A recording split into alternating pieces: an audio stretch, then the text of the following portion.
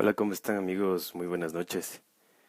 Bueno, pues vamos a empezar con uno de nuestros primeros videos que vamos a seguir proporcionándoles a toda la comunidad de paramédicos. El propósito de esto es que nosotros lleguemos a concienciar y que un curso de estos o clases en vivo son muy caros para nosotros. Lo otro es que, como siempre he dicho a mis alumnos, hay tres cosas que son claves en una persona. La primera es cuando tú pagas por un curso. La segunda es cuando tú practicas y empiezas a poner en práctica todo lo que recibiste con anterioridad. Y la tercera y la más importante de todos los conocimientos que logras tú obtener en tu vida es que puedas transmitirlos. Entonces, la primera cosa que vamos a hacer hoy día, como nosotros como paramédicos, vamos a darles una clase de valoración de la escena. Espero que les guste y espero que sigan nuestros videos. Vamos a ver si subimos todos los viernes videos a esta misma hora. Creo que es una buena hora para que la mayoría de personas nos encontremos en casa y podamos conectarnos. Entonces tengan en cuenta una cosa, nosotros vamos a tratar de seguir con los libros de la ANAEM. Tenemos libros de la MLS, PHTLS, ACLS. Entonces vamos a ir viendo cómo nos sale este tipo de clases, cómo nos sale este nuevo proyecto que vamos a transmitirles, esperando que les guste, esperando que sea de su agrado y estamos dispuestos a recibir cualquier tipo de comentario de su parte. Claro que, obviamente, como es una página, como es una página de paramédicos, espero que por favor no se hagan comentarios obscenos o nos empecemos a pelear por el chat. Iniciemos entonces con la primera clase. Recuerden que todo lo que vamos a hacer hoy día estamos en base al PHTLS. Entonces, como primera cosa, vamos a dar valoración de la escena. Durante esta clase muy importante, la valoración de la escena, entonces nosotros como paramédicos tenemos que tener en cuenta una cosa. Siempre vamos a trabajar en un ambiente hostil. Como ustedes podrán observar, por ejemplo, miren esta escena en la que se encuentran cuatro paramédicos, varios bomberos, una motocicleta, dentro de la escena un vehículo totalmente destruido. Imagínense cuáles fueron las fuerzas, ¿no es cierto? La fuerza a la que llevan este vehículo para producirse este tipo de deformidad en el mismo. Entonces, miren, esto es un ambiente hostil. Nosotros no somos o nosotros no estamos, ¿no? En una sala calientitos, con buena luz. Nosotros siempre nos encontramos con mucha gente alrededor, nos encontramos con objetos que pueden ser cortantes, con sangre en la escena. Entonces, imagínense, si nos toca arrodillarnos aquí, probablemente si no tenemos un equipo necesario nos podremos contaminar. Entonces imagínense, siempre los paramédicos trabajamos en un ambiente hostil. Claro que aquí nosotros tenemos una imagen, probablemente sea de un equipo de respuesta estadounidense, porque podemos ver todo el material que llevan a la escena, ¿no? Pero en Latinoamérica esto sí cambia un poco. Bueno, esas son cosas ya logísticas o cosas administrativas en las que nosotros no vamos a ahondar. La cosa es que nosotros tenemos que, con el material que poseemos, tenemos que empezar a trabajar. Y eso es lo que nos hace buenos. Nos hace buenos porque sabemos trabajar con todo lo que tenemos en la escena. Entonces, ¿qué vamos a ver hoy en día? Vamos a ver la valoración de la escena, temas acerca de la seguridad en la escena, cuáles son los aspectos propios en cada situación que vamos a observar y algunos algoritmos de evaluación. ¿Cuáles son los objetivos que nosotros vamos a tener? Los objetivos son identificar las posibles amenazas para las posibles lesiones de los pacientes. Esto ya se lleva a lo que es cinemática, ¿no es cierto? Aquí vamos a ver todo lo que es cinemática. Integrar dentro de la valoración del paciente traumatizado el análisis de la seguridad de la situación, el escenario y de la cinemática para adoptar las decisiones de atención del paciente. Entonces, miren, nosotros, estas cosas son demasiado importantes, porque al saber valorar la escena, nosotros primero vamos a protegernos, segundo vamos a proteger a nuestro paciente y tercero vamos a tomar decisiones muy prioritarias, muy generales, muy buenas para nuestro paciente. Porque imagínense, en los libros como el PHTLS o el AMLS nos dicen que tenemos que llevarle a un centro de trauma adecuado, nos dice, ¿verdad? Entonces imagínense si aquí en Latinoamérica, por lo menos que conocemos, no hay pues un centro de trauma, no hay un centro de trauma que sea definido. Por ejemplo, tenemos hospitales de tercer nivel, tenemos hospitales de segundo nivel, igual hospitales básicos y centros de salud que atienden las 24 horas. Pero, por ejemplo, no podremos tener en esto de tomar las decisiones correctivas, las decisiones buenas para nuestros pacientes. En el PHTLS nos dice, si tú tienes un paciente politraumatizado que necesita una atención al trauma rápido porque es un paciente crítico, se solicita un apoyo aeromédico. Entonces, por lo menos en nuestro país, nosotros no poseemos ese tipo de transportes. Y muchas veces nos ha tocado viajar con un paciente crítico por lo menos unos 45 a una hora, inclusive 2 horas de camino. Entonces, sí, nosotros necesitaríamos conocer y tener un equipamiento más grande en las ambulancias. Entonces, ¿cuáles son nuestras prioridades al llegar a la escena? Nuestras prioridades al llegar a la escena tienen que ser estas tres, miren. La situación de la escena, es decir, qué es lo que yo veo. Por ejemplo, veo un vehículo que está todavía encendido el motor y que hay algunos chispazos y veo gasolina o diésel regado en la calzada. Entonces veo que es una situación peligrosa. Por ejemplo, veo que el automóvil está en una autopista de gran afluencia de vehículos. Entonces voy a saber que es una escena también insegura para el personal que se encuentra ahí, ¿verdad? Eso es en cuanto a la situación de la escena. Nosotros observar todo, absolutamente todo lo que sea de posible riesgo para el personal que se encuentra atendiendo, para el mismo paciente. Por ejemplo, podemos encontrar postes de luz, podemos ir, qué sé yo, a un bosque o estar en una quebrada, ¿no es cierto? Entonces, todo eso es la situación de la escena.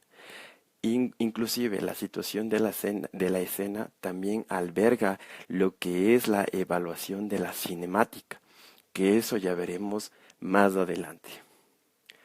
La evaluación de nuestro paciente. ¿Qué es lo que vamos a ver aquí? Es rápido, ¿no es cierto? Ustedes llegan y observan, ¿es un paciente en estado crítico o es un paciente que puede esperar en la escena? ¿Cómo está el ABCDE de nuestro paciente? ¿Verdad? Entonces, al hacer nosotros una evaluación rápida, valorar el estado de conciencia de nuestro paciente, valorar cómo está la apertura de la vía aérea, cómo está la respiración, si yo encuentro hemorragias, cómo está el pulso del paciente, Entonces, al exponerle, ¿no es cierto? Vamos a ver si es que hay deformidades en grandes huesos. Entonces, eso es la evaluación del paciente. La evaluación del paciente, recuerden que se divide en primaria y secundaria. La primaria es importante para darnos cuenta de cuáles son las lesiones que afectan al paciente y que afectan la vida de nuestro paciente. La evaluación secundaria es la que nos permite, después de hacer la primaria, es la que nos permite encontrar cuáles son, cuáles son las lesiones que se nos pasaron por alto, ¿no es cierto? Entonces, qué sé yo, después podemos encontrar que el paciente tiene eh, un- una deformidad en dedo, por ejemplo. No le va a matar eso, ¿ya? Entonces, eso es una evaluación secundaria, verificar de nuevo al paciente y evitar que se nos pasen ese tipo de lesiones pequeñas que no observamos en la evaluación primaria y que obviamente esas lesiones no le van a matar a nuestro paciente. Y miren lo que dice aquí, después de valorar la situación de la escena de nuestro paciente, nosotros tenemos que tomar prioridades de la atención ante incidentes de múltiples víctimas. Es importantísimo esto porque, miren, muchas veces la ambulancia, la primera ambulancia que llega, coge y evalúa un paciente. Existen, qué sé yo, existen 5 pacientes en la escena y esta ambulancia se coge al que primero llegó o al que está más grave y sale y sale de la escena, ¿no? Hacia un hospital. ¿Y qué pasó con los otros 4 pacientes? Entonces nosotros tenemos que priorizar las lesiones del paciente las lesiones de los pacientes cuando sea un incidente de múltiples víctimas. Ahí debemos utilizar el famoso triaje STAR, que ya vamos a ver también. ¿Cuál es la valoración de la escena? Miren.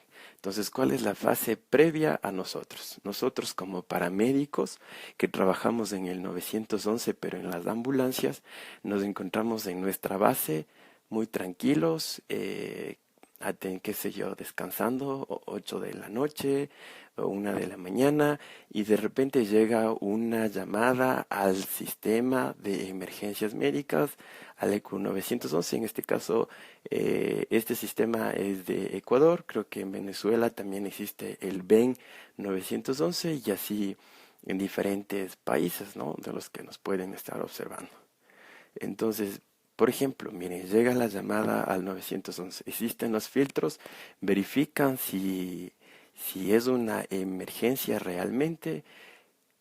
Aquí miren lo que nos hacen, por ejemplo, el aviso de el aviso de la persona que llama al 911, la información que es recolectada por el radio despachador. ¿Cuál sería la decisión que ellos tomarían? Pues si es que es una emergencia realmente comprobada por ellos, a través vía telefónica, nos hacen el llamado a nosotros, ¿no es cierto? Entonces nos envían a una emergencia a atender en cualquier sitio. Al llegar nosotros, imagínense, son las 3 de la mañana, lloviendo en una autopista de tráfico, de alto tráfico. Entonces, ¿cuál es la impresión general que nosotros nos damos? ¿Qué es lo que nosotros encontramos? ¿Qué es lo que nosotros veremos en esa escena? Si es peligrosa, si existe un solo paciente, qué tipo de cinemática o fuerzas están en el mismo. Ahora solo estamos hablando de trauma. Tenemos que tener en cuenta que también atendemos pacientes clínicos. Entonces veremos la postura del paciente, si tiene dificultad respiratoria. Entonces nosotros hacemos un algoritmo que está en el AMLS, ¿no es cierto? La primera impresión dice, ¿paciente está enfermo? Sí o no. El paciente sí está enfermo, entonces tú vas al siguiente paso, que es crítico o no crítico. Entonces, y empiezas ahí, crítico, sí, pero ¿en qué sistemas le veo crítico al paciente? Puede ser que sea crítico en el sistema circulatorio, respiratorio, cuál es el dolor, y ahí de la misma forma hay mnemotecnias en el AMLS, como el OPQRST, ¿no es cierto? Ya, eso veremos un poco más adelante. Miren, imagínense en la cinemática del incidente. Y siempre nosotros tenemos que hacer esto. Antes de, al llegar nosotros a nuestra guardia a las 7 de la mañana, a las 8 de la mañana, que cojamos nuestra guardia, el cambio de guardia, siempre revisar nuestra ambulancia con la persona con la que trabajamos. En este caso, en este país solo trabajamos conductor y paramédico, pero existen en otros países que también trabajan con otro paramédico más en la ambulancia, ¿verdad? Entonces siempre nosotros tenemos que informar, como está haciendo aquí este militar, informar a nuestro equipo de trabajo cuáles serán las claves de atención en cada emergencia y con qué tipo de material nosotros nos vamos a dirigir a atender a nuestros pacientes. Siempre que ustedes, y me acuerdo esto que me decía un profesor de la universidad, siempre que ustedes duden o que piensen que algo no está yendo bien con el paciente, algo de lo que ustedes están haciendo no está yendo muy bien con el paciente, nosotros tenemos que reevaluar. Reevalúa a tu paciente cada vez que puedas. ¿No es cierto? Reevalúa el A, B, C, D, hasta que veas una mejoría del paciente.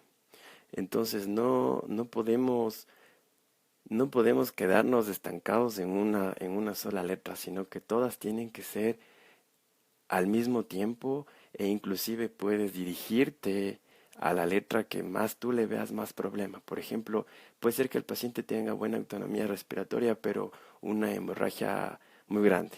Entonces tienes que atender primero la C y así sucesivamente. ¿Ya? La valoración de la escena, como tú puedes ver aquí, por ejemplo, componentes principales, ¿cuáles son? La seguridad y la situación. La seguridad del paramédico y la seguridad del paciente. Entonces, dentro de esto, tú, por ejemplo, miremos esta escena. Aquí no es seguro entrar para nada, ¿no es cierto? Vemos que es una escena de violencia civil en donde se ha perdido totalmente la cordura o el respeto por la autoridad. Entonces, miren, es una escena insegura, vemos a personas con objetos que nos pueden agredir, entonces nosotros no podemos ingresar mientras la escena no esté segura. La situación, qué tipo de fuerzas o qué es lo que nosotros vemos. Por ejemplo, aquí vemos un choque de dos vehículos, ¿no es cierto? En el cual hay gran deformidad y podemos observar que existe sangre en la escena, restos de cuerpos en la escena. Entonces, ¿cuál es la situación? Tenemos pacientes vivos, cuáles son los que necesitan una prioridad, un transporte inmediato. Tenemos pacientes atrapados, entonces ¿qué necesitaríamos? Qué sé yo, equipo de rescate de los bomberos que nos ayuden cortando los vehículos para poder ingresar. Los temas de seguridad. Por ejemplo, esto ya hablamos, ¿no es cierto? Seguridad del tráfico, condiciones atmosféricas, qué es lo que nosotros vamos a hacer para mitigar el ambiente hostil en el que nosotros trabajamos. Entonces, casi todos los paramédicos utilizamos ropa reflectiva, que esto nos permite diferenciarnos en la noche, aunque no nos protege de cualquier incidente en la escena, ¿no es cierto? Entonces, ¿cuáles son las estrategias de mitigación? Usar una ropa de protección con acolchado en las rodillas para poder arrodillarnos y atender a los pacientes, ropa reflectiva para distinguirnos en la escena, usar nuestro material de bioseguridad, de la misma forma equipo, un calzado muy bueno que sea antideslizante y que proteja los tobillos para que no suframos lesiones. Aquí algo que también les quiero decir es que pueden, por ejemplo, pueden o debemos exigir que los paramédicos que están atendiendo en la escena usen una buena mecánica de levantamiento de pesas. Entonces, por más jóvenes que nosotros seamos y estemos atendiendo a nuestros pacientes con toda la adrenalina encima, nosotros tenemos que cuidar nuestra espalda, porque existe varios casos de que nuestros paramédicos están con problemas en su columna, ¿no es cierto? Dolores lumbares. Entonces, por un mal levantamiento del peso y porque no se usa adecuadamente, por ejemplo, un equipo que proteja la columna. Podría ser una faja, pero no de las elásticas, sino una faja rígida que pueda proteger la columna y evitar que exista un daño en la columna, ¿no es cierto? Miren, estos tipos de vehículos también se usan, los vehículos 4x4 se usan en zonas rurales, pero es un vehículo muy pequeño como para poder trabajar una persona en la ambulancia. Entonces también debemos exigir que las ambulancias sean normadas con los lineamientos internacionales para ser una ambulancia, ¿no es cierto? Porque aquí, imagínense nosotros trabajar aquí una persona de 1,70 o de 1,80 de altura, realmente es muy difícil que realmente es muy difícil que trabaje una persona de una manera adecuada o de una manera más legible, ¿no es cierto? Eh, Vamos con la siguiente en temas de seguridad.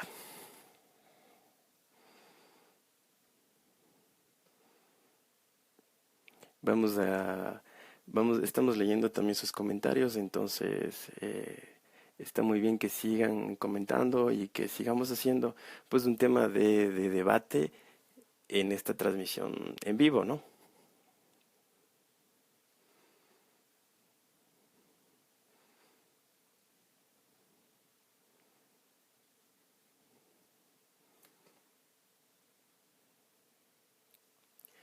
Me están diciendo la ropa de color negro que la mayoría utilizamos aquí. Claro, está muy bien. Es correcto. Es una ropa, por ejemplo, este tipo de ropa negra no va a tener una distinción en la noche, ¿no es cierto? Recordemos que la ropa bueno, de nuestro país, de Ecuador, normado por el Ministerio de Salud, es un pantalón plomo, unas reflectivas, creo que son celestes, una chompa también verde, entonces es para distinguirnos de la noche, pero la mayoría de personas utilizamos ropa negra para trabajar como paramédicos, ¿no es cierto? Aquí falta también la ropa de paramédicos, e igual debería tener unas reflectivas a nivel de la pierna. Sí, está muy bien que sea otro tipo de color de ropa, sí, pero la norma está dada. La norma por el ministerio está dada, simplemente que no se le aplica.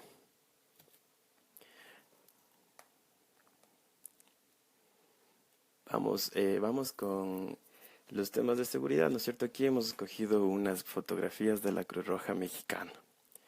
Entonces, nosotros ante actitudes de violencia, por ejemplo, la que vemos aquí, la imagen inferior, tenemos una persona que está obviamente con una lesión en la cabeza y se torna un poco violenta con el paramédico. Entonces, ¿qué es lo que nosotros debemos hacer? Debemos mantener una actitud profesional, una actitud tranquila, de respeto y confianza. Y en caso de que exista una amenaza del lugar, debemos abandonar el lugar, porque no debemos generar más pacientes de los que ya están, ¿no es cierto? Entonces, antes de que se genere este tipo de violencia, o como podíamos observar en esta imagen de acá, en la que un policía está siendo agredido, no deberíamos haber entrado a esa escena, ¿no es cierto? Hasta que la escena esté segura, porque nosotros no somos agentes de seguridad, sino somos agente personal sanitario, ¿ya? Entonces, siempre debemos tener ese tipo de cosas en cuenta, ¿sí? Entonces, esta imagen me parece muy, muy, muy importante. Siempre, siempre la indico. Por ejemplo, miren, tenemos un solo paciente en la escena y alrededor de uno, 2, 3, 4, 5, 6 y 7 personas que son de diferentes entidades, ¿no es cierto? Por ejemplo, tenemos militares, policía, creo que defensa civil y bueno, aquí Media Luna Roja. Se encuentran todos solamente tomando en cuenta al paciente, pero nadie, nadie toma en cuenta la escena en sí. Nadie toma en cuenta la seguridad de la escena, creo que es una autopista. ¿Qué sucedería si un vehículo pierde el control y los impacta, ¿no es cierto? Entonces, no se debe hacer eso. No todas las personas que están en la escena tienen que tener su atención directamente en el paciente, sino debemos hacer lo siguiente. Mira, aquí existen tres personas con un paciente en la escena, pero la persona que estamos señalando aquí es una persona de un vehículo motorizado, de un vehículo de pronta intervención, que se encuentra verificando y protegiendo a las demás personas que están atendiendo, a los dos paramédicos que están atendiendo. De igual forma, el vehículo, la ambulancia que tenemos aquí, se encuentra cruzada, es decir, protegiendo a las personas que están atendiendo en la escena de cualquier impacto que se pueda dar, ¿no? Entonces, por ejemplo, si este vehículo o otro vehículo que viene por esta calle, qué sé yo, pierde el control o no puede frenar, entonces primero impactará en la ambulancia y el personal médico quedará totalmente libre o, bueno, sin lesiones, ¿no? Evitando eso. Entonces, por eso nosotros tenemos que tener ese tipo de, ese tipo de pensamiento en la escena. Entonces aquí es también en lo que yo les decía. Recuerden, los paramédicos siempre trabajamos en ambientes hostiles.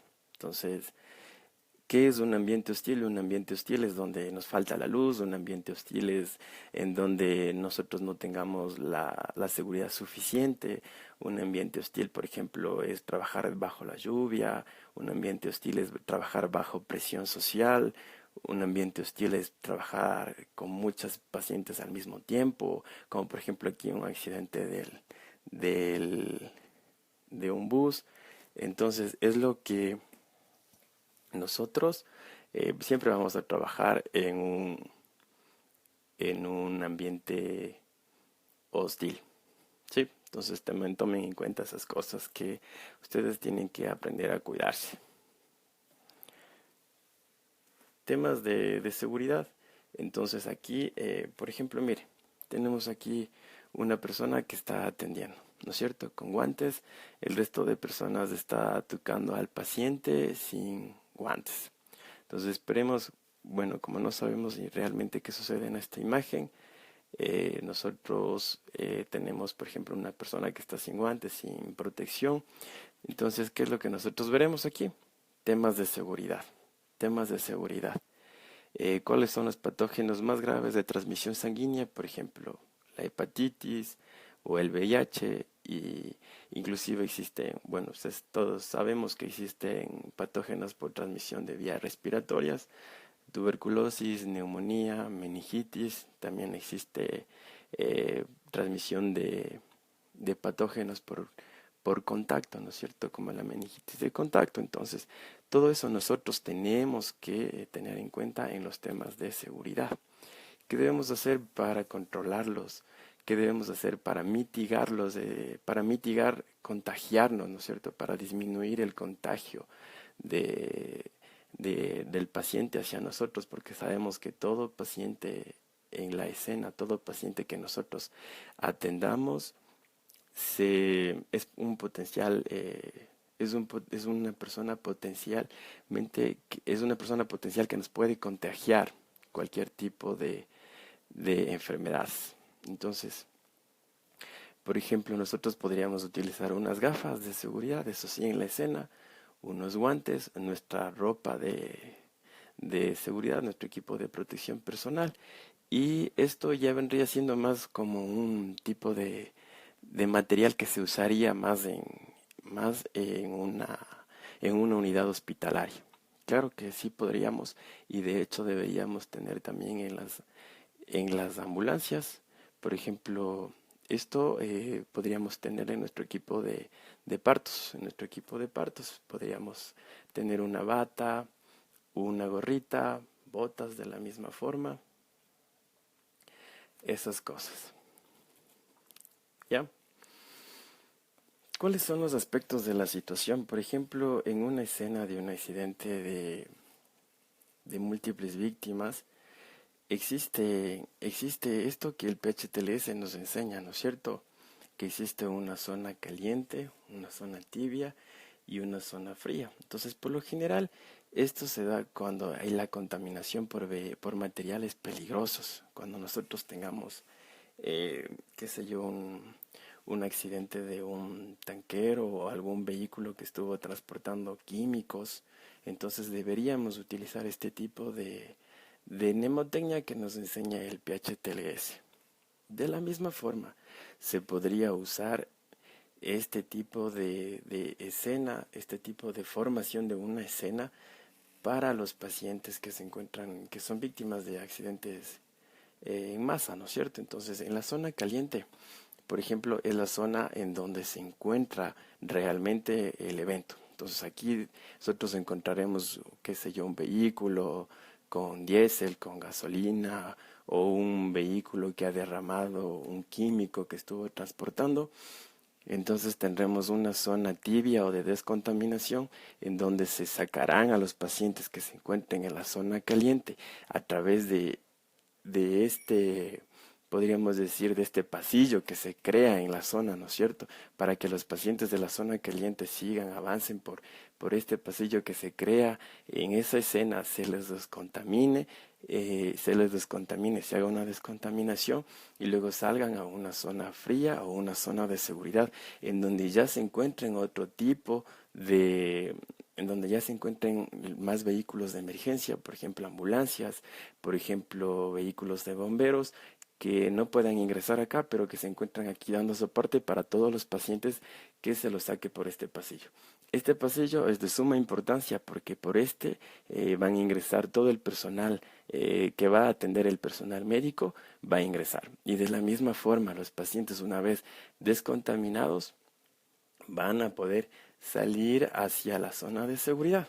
Por ejemplo, aquí dice que nosotros deberíamos colocar una área de organización, ¿no es cierto? Y un puesto de mando en donde se encuentre radiocomunicaciones, donde se encuentren todos los jefes de las personas que están trabajando aquí y se pueda tomar en cuenta qué medidas se están tomando para poder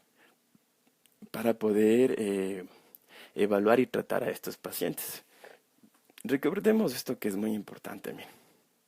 Aquí nos dice que el área de organización, el puesto de mando y la zona fría deben estar en un área contraria al viento, ¿no es cierto? A la dirección del viento. Entonces, ¿por qué? Porque es posible que se produzcan algunos químicos o vapores o exista polvo de los químicos que viajen en el viento. Entonces, si nosotros pusiéramos esto al lado contrario, seríamos víctimas de una contaminación. Por eso se debe colocar la zona fría, la zona de seguridad, puesto de mando, área de organización, la colocación de los vehículos de emergencia que van a transportar a los pacientes que sufrieron la contaminación, siempre en una dirección contraria al viento. Los aspectos propios de la situación, entonces aquí nosotros ya hemos hablado cuántos pacientes tenemos en la escena, si existen recursos suficientes, cuántos recursos tengo y si estos recursos pueden superar a todas las víctimas que presento. Entonces muchas veces nosotros hemos tenido el accidente o accidentes de, de buses por lo menos con unas 30 o 40 personas. Entonces, ahí nosotros necesitamos movilizar la mayor cantidad de ambulancias, claro que priorizando los recursos, ¿no es cierto? Priorizando qué tipo de ambulancias tenemos, qué tipo de pacientes tenemos y qué medidas se van a tomar en cuenta. Entonces, algo muy importante que les dije al inicio, nosotros necesitamos hacer un triaje. una clasificación de estas víctimas. Entonces, vamos a ver si tenemos una imagen más importante del triaje START. Entonces, aquí primero vamos a definir lo siguiente, ¿no es cierto? ¿Qué significa START? Es un tratamiento simple y un transporte rápido. Entonces, eso es un triaje. Vamos a realizar un tratamiento simple y un transporte rápido de todas las personas que se encuentren en la escena. Por ejemplo, en esta imagen nosotros tenemos 1, 2, 3, 4, 5, 6, 7 víctimas, 7 pacientes y la mayoría de trauma, casi todos de trauma. Entonces nosotros necesitamos realizar ya un triaje START para priorizar la atención de nuestros pacientes, para priorizar y no dañarlos más, para priorizar el transporte de ellos hacia un centro asistencial prioritario para nuestros pacientes, es decir, que pueda atender las lesiones que tiene. Por ejemplo, pacientes críticos deberían avanzar a un hospital de segundo o de tercer nivel. eh, y los pacientes, por ejemplo, no críticos o con traumas menores deberían avanzar a hospitales de segundo, hospitales básicos, hospitales de segundo nivel y hospitales básicos, ¿no es cierto? Con el propósito de no colapsar el sistema. Entonces, ¿qué significan estos colores? Miren, el triaje STAR se lo realiza mediante colores, entonces es rápido, ¿no es cierto? El, el color verde, que significa un trauma menor, ¿no es cierto? Es un paciente que no se encuentra con lesiones que atenten su vida y es un paciente que puede caminar, ¿sí? Es un paciente que puede caminar o se encuentra deambulando en la escena y que tenga lesiones menores, raspones se podría decir, o otro tipo de lesiones, pero que le permitan caminar al paciente, que esté orientado y que nos pueda hablar el paciente. Entonces, obviamente, si nosotros sabemos que el paciente nos habla, quiere decir que tiene una vía aérea permeable, que tiene la capacidad suficiente, la capacidad mental suficiente para generar oraciones o para respondernos las preguntas que nosotros le realicemos. Y obviamente si camina, quiere decir que es un paciente que está en un estado, se podría decir, mejor que los demás, ¿no es cierto? Entonces, este paciente clasificado de color verde debería salir de último de la escena porque no tiene un riesgo mayor para transportarlo inmediatamente. ¿Ya? Seguido tenemos el color amarillo. El color amarillo quiere decir todo aquel paciente que no tenga lesiones que atenten su vida, pero que por alguna razón no puede caminar. ¿Sí? Entonces este paciente puede tener, qué sé yo, una lesión o una fractura de huesos grandes. Por lo tanto, este paciente no se puede levantar, ¿no es cierto? Nos dice, sí, sí, yo puedo, sí, estoy aquí, ¿cómo se llama? Me llamo tal nombre y camine, por favor, avance. Entonces, no puede, no puede este paciente, no puede caminar. Entonces es un paciente amarillo, ¿no es cierto? Ya, ahora, ¿qué es lo que hacemos? ¿No es cierto? Este paciente clasificado de color amarillo le sigue después será transportado también este paciente, ¿no es cierto? Deberíamos verificarle cuál es la lesión que tiene este paciente por la que no pueda caminar. Ahora miren, una cosa que pasaba por alto. Es muy importante verificar a este tipo de pacientes con lesiones menores o de color verde. ¿Qué tal si nosotros llegamos a la escena? ¿Qué tal si nosotros llegamos a la escena y decimos, todos los pacientes que puedan caminar, por favor, acérquense a la ambulancia? Y se nos para un paciente cogiéndose el costado y respirando así. Yo puedo caminar. Entonces, ¿no es cierto que es importante verificarle a nuestro paciente, evaluarle? Este tipo de paciente sería un paciente rojo. Es un paciente rojo, ¿no es cierto? Es un paciente que deberíamos transportar inmediatamente. ¿Qué es el color rojo o qué significa el color rojo? ¿No es cierto? El color rojo quiere decir todo aquel paciente que tenga una lesión, un trauma, una enfermedad que sea crítica para él mismo, ¿no es cierto? Que haya que transportarle de inmediato porque está en riesgo su vida. Por ejemplo, miren, respiraciones por encima de 30 ventilaciones por minuto es un paciente que debería clasificarse como rojo. Así el paciente esté caminando. Entonces, les repito, ¿no es cierto? Es un paciente que se para y empieza. Yo sí puedo caminar. Entonces, es un paciente inmediato, es un paciente de color rojo que debería ser transportado. Entonces, por ejemplo, pacientes con sangrado, pacientes con un sangrado muy grande, ¿no es cierto? Y que tengan un llenado capilar menor de 2 segundos, debería también ser clasificado como rojo y ser transportado inmediatamente. Un paciente que al abrir su vía aérea, nosotros encontremos la respiración, pero previamente de abrir su vía aérea, debería ser clasificado como rojo. Ahora, ¿qué significa el color negro? El color negro significa aquellos pacientes que están muertos o en aquellos en los que nosotros tengamos que usar otras maniobras, un poco de maniobras un poco más extensas en tiempo y que nos hagan perder tiempo en este paciente y no tratarles a los demás. Por ejemplo, un paciente en paro cardíaco. Si tenemos un paciente en paro cardíaco y solo es un paciente, entonces nos quedamos tratándole a ese paciente y lo llevamos. Pero si tenemos un paciente en paro cardiorrespiratorio y tenemos 5 pacientes más, que probablemente si nosotros posicionamos su vía aérea, controlamos el sangrado y movilizamos sus fracturas, los trasladamos, tienen que vivir, vayan a vivir. Entonces no podemos quedarnos en la escena perdiendo el tiempo con ese paciente si es que tenemos más pacientes, no, obviamente. Si es que es uno solo, nos quedamos con él dándole soporte, haciendo BLS o ACLS. Entonces, miren, el triaje es rápido. El triaje se debe realizar de 10 a 15 segundos por cada paciente, ¿no es cierto? Entonces llegamos a la escena y nosotros verificamos. Paciente respira sí o no. Si tenemos un paciente que no respira, posicionamos la vía aérea.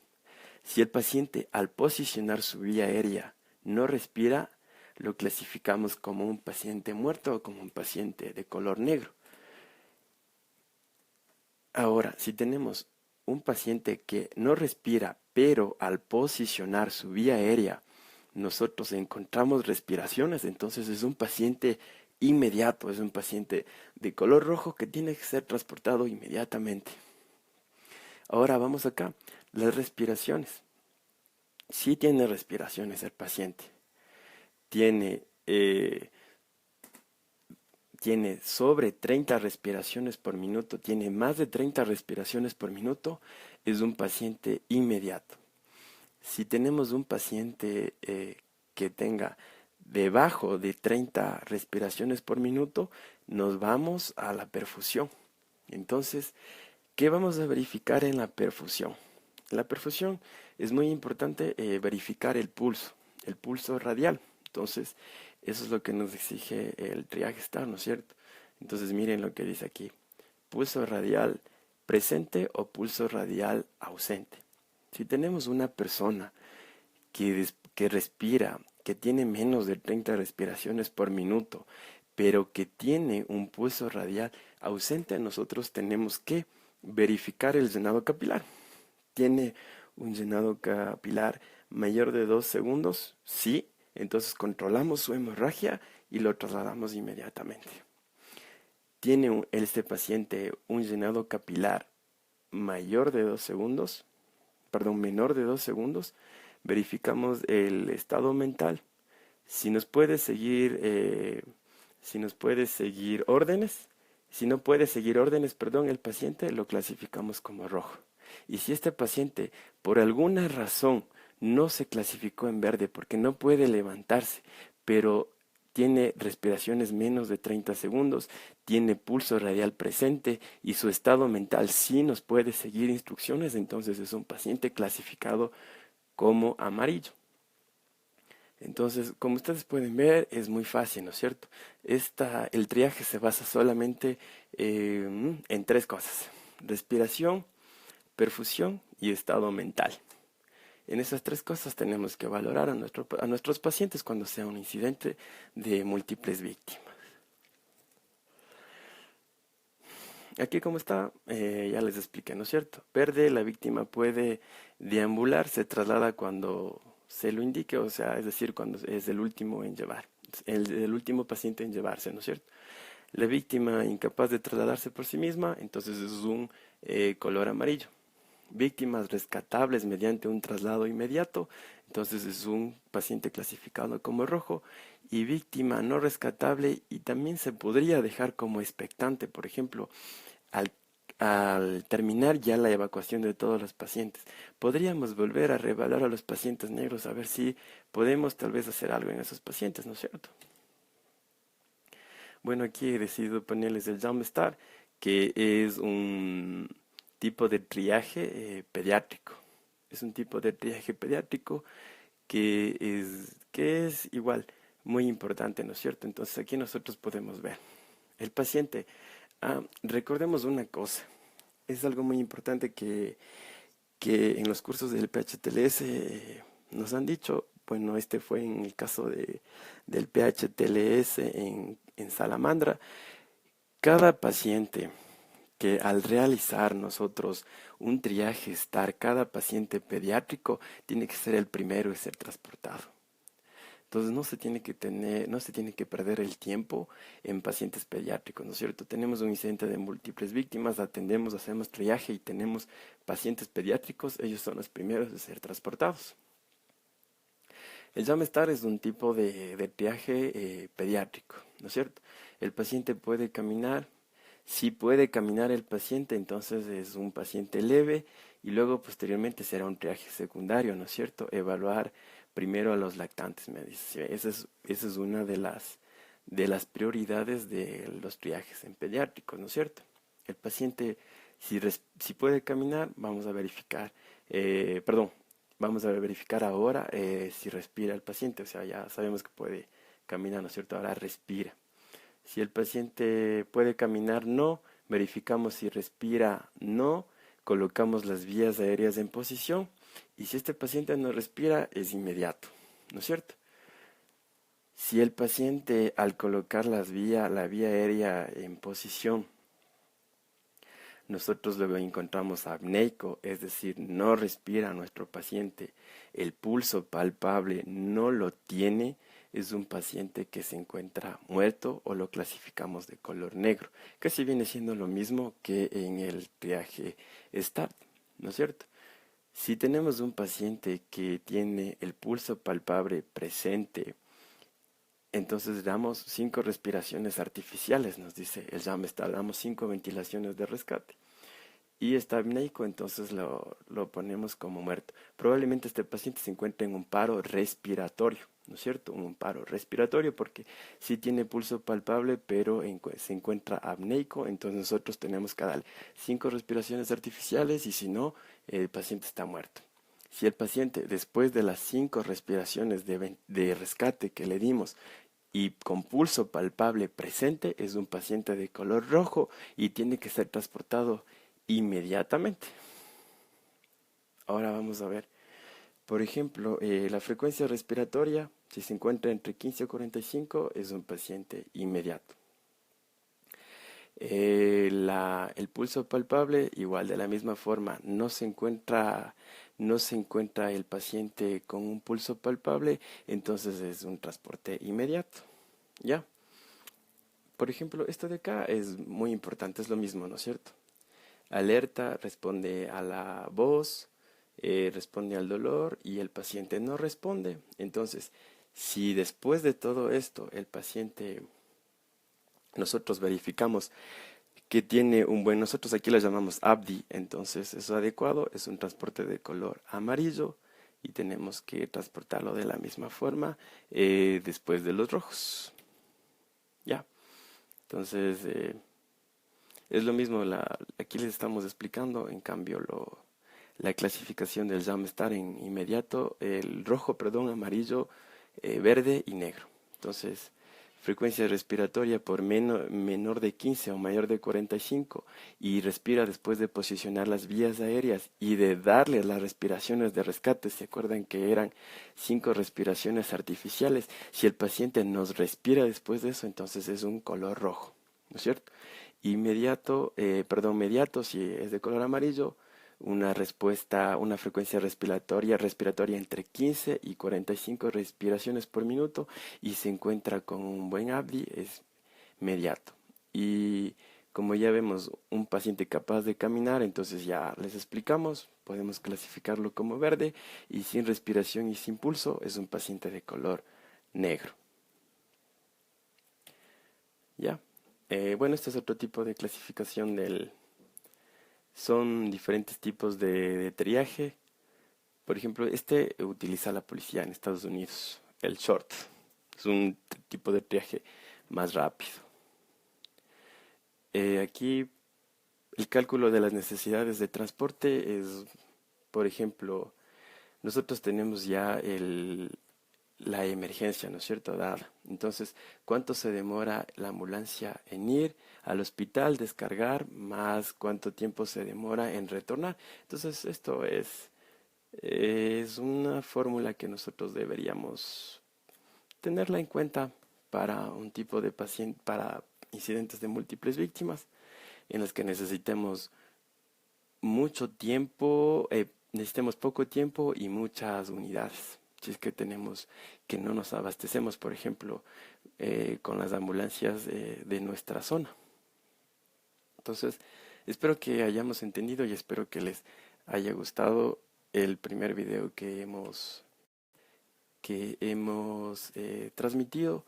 Estamos abiertos para cualquier tipo de comentarios o preguntas que nos hagan y vamos a comenzar el otro viernes. Nosotros vamos a empezar con cinemática del trauma a la misma hora, a las 9 de la noche.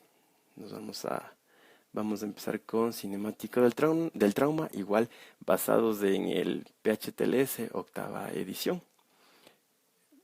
Espero que les haya gustado. Gracias.